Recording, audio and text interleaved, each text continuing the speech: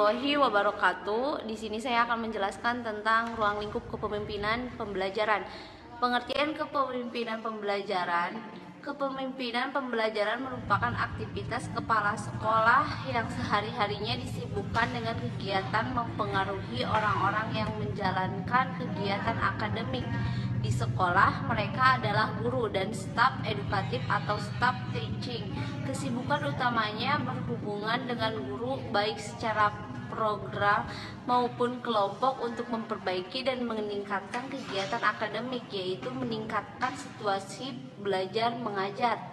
Konsep kepemimpinan pembelajaran terfokus kepada peningkatan mutu akademik, bukan pada kesibukan mengenai administrasi sekolah seperti gedung, sarana fasilitas, atau keuangan. Seluruh kesibukannya diperuntukkan mempengaruhi kegiatan akademik di sekolah yang berkaitan dengan pembelajaran. Kepemimpinan bekerja sama orang-orang baik individu maupun kelompok untuk bahu-membahu memikirkan dan memecahkan masalah mutu pendidikan di sekolahnya, yang diutamakan untuk mendapatkan prioritas dalam aktivitasnya adalah memperbaiki dan meningkatkan mutu. Kepemimpinan mempunyai dua ruang lingkup, yaitu kekuasaan dan kewenangan. Kekuasaan amat erat hubungannya dengan kewenangan. Namun, kedua konsep ini harus dibedakan. Kekuasaan melibatkan kekuatan dan paksaan. Kewenangan merupakan bagian dari kekuasaan yang cakupannya lebih sempit.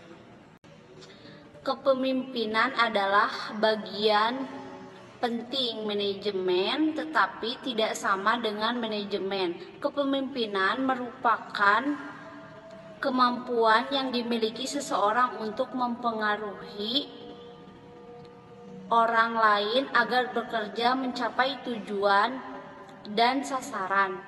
Manajemen mencakup kepemimpinan, tetapi juga mencakup fungsi-fungsi lain seperti perencanaan, perorganisasian, dan pengawasan. Syarat-syarat kepemimpinan. Seorang pemimpin dikatakan pemimpin yang baik adalah sosok pemimpin yang memiliki nilai kepribadian yang luhur sehingga dapat dijadikan panutan oleh karyawannya. Pengertian kepemimpinan. Kepemimpinan menerapkan peranan yang penting dalam penentuan keberhasilan suatu organisasi atau perubahan. Sikap dan perilaku kepemimpinan manajer sangat besar pengaruhnya terhadap organisasi yang dipimpinnya. Dalam hal ini, pimpinan perusahaan perlu memperhatikan hal-hal berikut dengan kebutuhan etos kerja yang diharapkan perusahaan untuk mencapai tujuan perusahaan. Teori kepemimpinan. Sejarah, sebab-sebab timbulnya pemimpin, ciri-ciri atau gaya pemimpin dalam melaksanakan tugasnya. Syarat-syarat yang perlu dimiliki atau diperhatikan oleh pemimpin. Tugas pokok fungsi pemimpin. Etika profesi yang dilakukan diperhatikan oleh setiap pemimpin. Teknik kepemimpinan. Penekanan pada bagian pemimpin harus mewujudkan teori kepemimpinan yang telah dimiliki dalam kehidupan praktek organisasi, baik melalui tingkah laku maupun konsep-konsep pemikiran. Teknik kepemimpinan. Etika profesi, motivasi, dinamika kelompok, komunikasi, kemampuan berdiskusi, pengambilan keputusan. Itu tadi beberapa teknik kepemimpinan.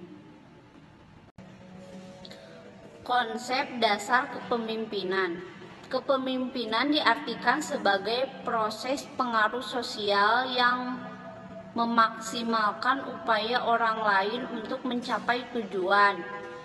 Pengertian ini memiliki konsep dasar sebagai berikut.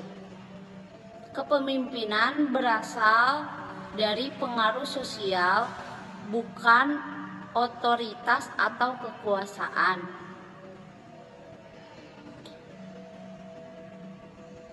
Apa fungsi dan peranan kepemimpinan? Fungsi dan peranan kepemimpinan, salah satu fungsi kepemimpinan ialah mampu mengatur aktivitas dari para anggota secara terarah. Pemimpin harus mampu memberikan arahan, bimbingan, serta contoh yang baik terhadap anggotanya. Dalam mewujudkan fungsi pengendalian ini, seorang pemimpin perlu mengadakan kegiatan bimbingan, koordinasi, dan pengawasan.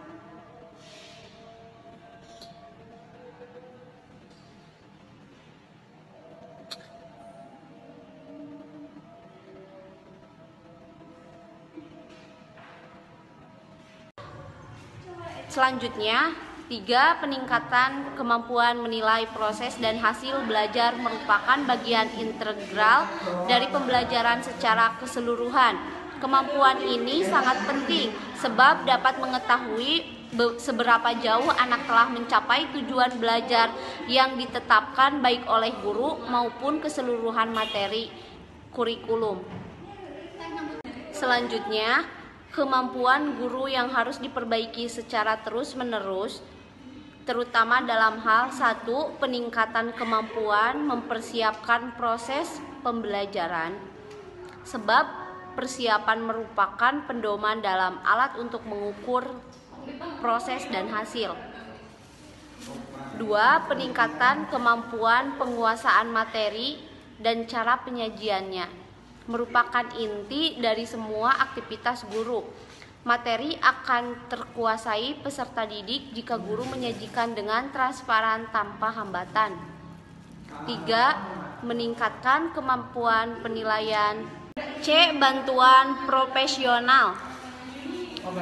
Bantuan profesional untuk mengembangkan kemampuan guru dalam bekerja merupakan sebuah kondisi yang sangat diperlukan jika guru-guru ingin berkembang ke arah yang lebih baik sesuai dengan perubahan lembaga yang diinginkan.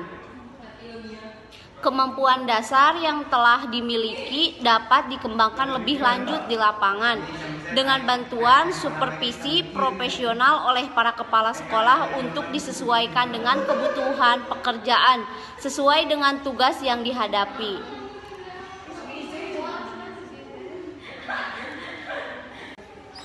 Selanjutnya ada pemberdayaan guru. Pemberdayaan merupakan suatu usaha untuk mempertinggi kecakapan guru dalam pengembangan profesinya. Pemberdayaan juga merupakan suatu usaha agar guru memperoleh kewenangan mengajar sesuai standar profesional. Guru yang berdaya mempunyai kepekaan terhadap kebutuhan peserta didiknya dan sanggup mencari jalan keluar dari kesulitan mengajar yang dihadapinya. Bila mereka tidak diberdayakan, guru akan larut dalam sistem rutin sehingga tidak mustahil akan mengalami kejenuhan dan prestasinya menurun. Seperti telah dinyatakan dari hasil riset Balitbang Kemendikbud sebelumnya bahwa banyak guru yang memiliki potensi besar untuk berkembang lepas begitu saja kemampuannya dan tak dapat dimanfaatkan oleh sekolah atau guru lainnya karena ketidaktahuan cara-cara memberdayakannya. Pemberdayaan dapat dimulai dengan mengalami kelebihan dan kekuatan seseorang dalam hubungan interpersonal yang harmonis. Mungkin hanya itu saja materi yang dapat saya sampaikan. Semoga bermanfaat. Kurang dan lebihnya saya mohon maaf. Terima kasih. Wassalamualaikum warahmatullahi wabarakatuh.